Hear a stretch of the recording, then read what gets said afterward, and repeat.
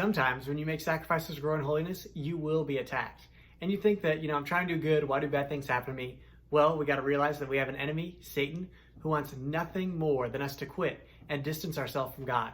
But that's why we got to persevere. So, quick story, this past weekend, went to the Apple store to update my software. It wasn't working at home, so I set up an appointment. They, backed up everything, made sure it was good, and then wiped my phone clear, so deleted everything.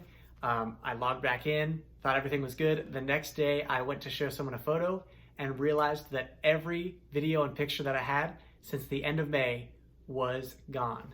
Which means every video and everything, photos since the boys were born, Rome, all these things, completely gone. I was like, holy cow. So I went back the next day and they were like, I don't know how this happened. Like, this has never happened before. I haven't seen this, but there's no way we can get it back. Anne-Marie and I were distraught. We were like, oh my gosh, like all these memories gone forever, Fortunately, I have this YouTube channel, so a couple of the videos, maybe 2% were on my computer for videos that I'd made, so thank God for that.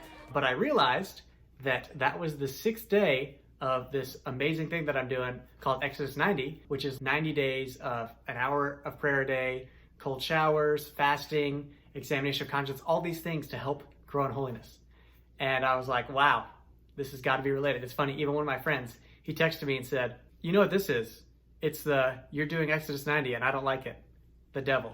I laughed when I read that because I was like, this is spot on. Wish it wouldn't have happened, but it's just another opportunity to realize that this world is not all that matters. I wasn't the only one that has had a first trial in that Exodus 90 week. One of my friends who's doing it with me, he had something that happened at work that hasn't happened in a decade. He's been doing it, never happened. And it would happen this week. How crazy is that? And then my mom, she led 40 Days for Life, which is an awesome thing for 40 days they pray outside of the abortion clinic to help mothers choose life. And every time, whenever they'd start the new 40 days, right when it started, we had a brand new oven. The heating coil went out. A brand new oven, how could that have a problem? And other campaigns would start and her computer would shut down. That's the main way she would coordinate people praying at the abortion clinic.